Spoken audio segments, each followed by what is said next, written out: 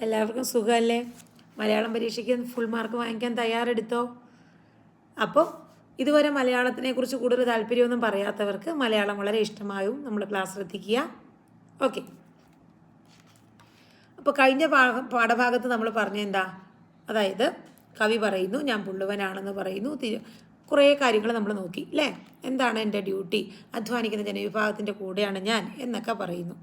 എന്നാൽ ഇന്ന് ഈ പാഠഭാഗത്ത് പറയുന്നത് ഓണക്കാലത്തുണരും ഞാൻ, തിരുവോണപ്പാട്ടുകളാണെൻ പാട്ടുകൾ, പൊന്നിൻ ചിങ്ങം വന്നു പിറന്നു കരഞ്ഞു ചിരിച്ചു കുടഞ്ഞോണത്തിൻ, മധുരക്കറി മണിവായിൽ തേച്ചത് നൊട്ടി നുണച്ചു കളിക്കും, കളി കണ്ടോണത്തപ്പൻ പൂത്തറമേൽ പനയോലക്കുടയും ചൂടിയിരിക്കെ, മലയാളത്തറവാട്ടിൻ അങ്കണ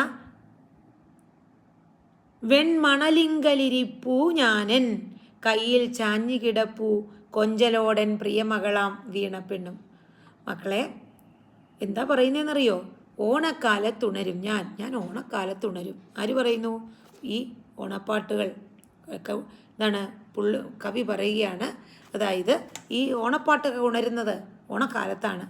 തിരുവോണപ്പാട്ടുകളാണ് എൻ പാട്ടുകൾ, കവി പറയുകയാണ്. അതായത് ഈ പുള്ളുവൻ പാട്ടും ഒക്കെ ആ ഒരു കാലഘട്ടത്തിൻ്റെ ചൂടും ചൂരുമായിരുന്നു ഈ കവിത പാട്ടുകളൊക്കെ. പൊന്നിൻ ചിങ്ങം വന്നു പിറന്നു കരഞ്ഞ് ചിരിച്ച്, എന്താണ് ഈ ഓണക്കാലത്തിൻ്റെ ഒരു പ്രത്യേകതയാണ് ഇടയ്ക്കൊരു മഴ.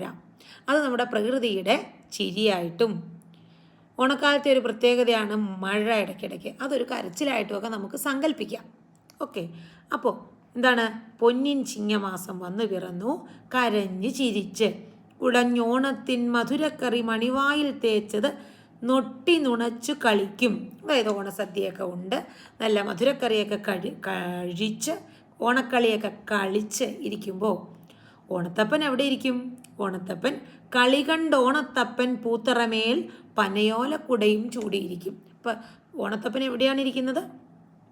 ഓണത്തപ്പൻ പൂത്തറമേൽ പനയോലക്കുടയും ചൂടിയിരിക്കൂ. പക്ഷെ ആദ്യം പറയുന്നത് വെൺമണലിങ്കലിരിപ്പൂ മണിപീഠത്തിലിരുത്തു മന്നനെ, അത് സ്വാഗതം ചെയ്ത് അപ്പോൾ ഉള്ള കാര്യമാണ്. പിന്നീട് പറയുന്നത് ഓണക്കാലത്തുണരും, തിരുവോണപ്പാട്ടുകളാണ് പാട്ടുകൾ. കരഞ്ഞു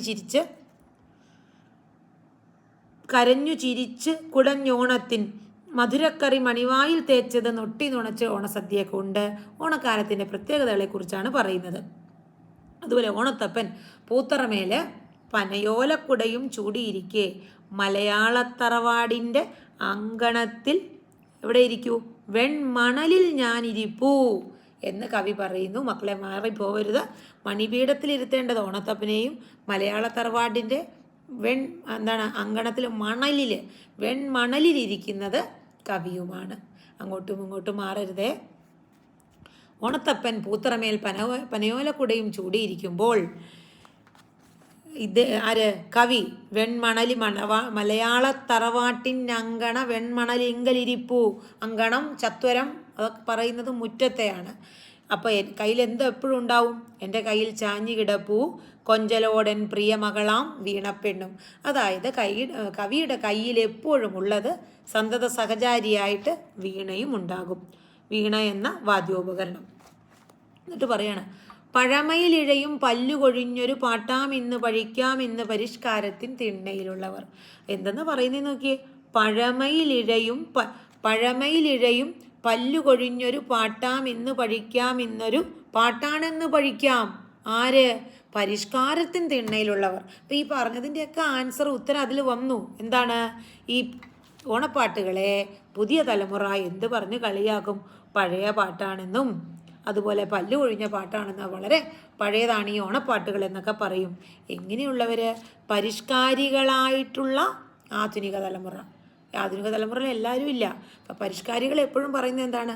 ഈ പാട്ടുകളല്ല, അത് വളരെ പഴയതാണ് ഓണപ്പാട്ട്. അവർക്ക് എപ്പോഴും അടിച്ചുപൊളി ന്യൂജൻ പാട്ടുകളോട് താല്പര്യമുള്ളവരുണ്ടാവാം, പഴയ പാട്ടുകൾ ഇഷ്ടപ്പെട്ടവരും ഉണ്ടാവാം. എങ്കിലും ഓൾമോസ്റ്റ് കൂടുതലും ആൾക്കാർ പറയുന്നത് എന്താണ്?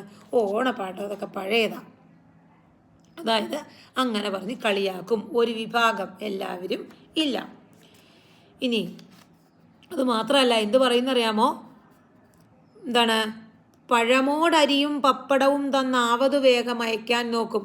അധികമൊന്നും ഓണപ്പാട്ടുകളെക്കുറിച്ച് ആസ്വദിക്കാതെ ഇത് പാടാൻ വരുന്നവരെ എന്തെങ്കിലും അവർക്ക് കാഴ്ചയൊക്കെ കൊടുത്ത് അരിയോ പഴമോ പപ്പടോ ഒക്കെ കൊടുത്ത് അവരെ തിരിച്ച് അയക്കും. എന്നിട്ട് പറയാണ്, ഇവരറിയുന്നില്ല. എന്തറിയുന്നില്ല? എന്നുടെ മുന്നിൽ ഗോമേതകമിഴി മിന്നും കാഞ്ചന സിംഹാസനമതിൽ. ഇവരറിയുന്നില്ല. അതായത് ഈ ഓണത്തിനെക്കുറിച്ചും ഓണത്തപ്പനെക്കുറിച്ചും ഒക്കെ ഉള്ള പ്രാധാന്യം ഇന്നത്തെ തലമുറയ്ക്ക് അറിഞ്ഞുകൂടാ. അതാണ് ഇവിടെ പറയുന്നത്.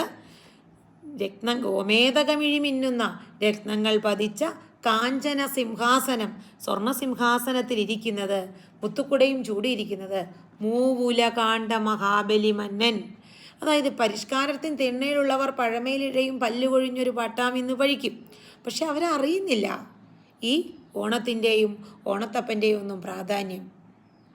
അപ്പോൾ അതുമാത്രമല്ല, ഇവിടെ ഇരിക്കുന്നത് ഖചിതമായ രത്നങ്ങൾ പതിച്ചിട്ടുള്ള സ്വർണ്ണ സിംഹാസനത്തിൽ മൂവുലകാണ്ട മഹാബലിമന്നനാണ് ഇരിക്കുന്നതെന്ന് ഇവർക്ക് അറിയില്ല എന്ന് പറയുന്നു. ഇത്രയും പറഞ്ഞുകൊണ്ട് വൈലോപ്പിള്ളി ശ്രീധരമേനോൻ്റെ വിട എന്ന കവിഭാഗത്തിൽ നിന്നെടുത്ത ഓണമുറ്റത്തെന്ന പദ്യഭാഗം ഇവിടെ സമാപിക്കുന്നു. എല്ലാവർക്കും നന്ദി.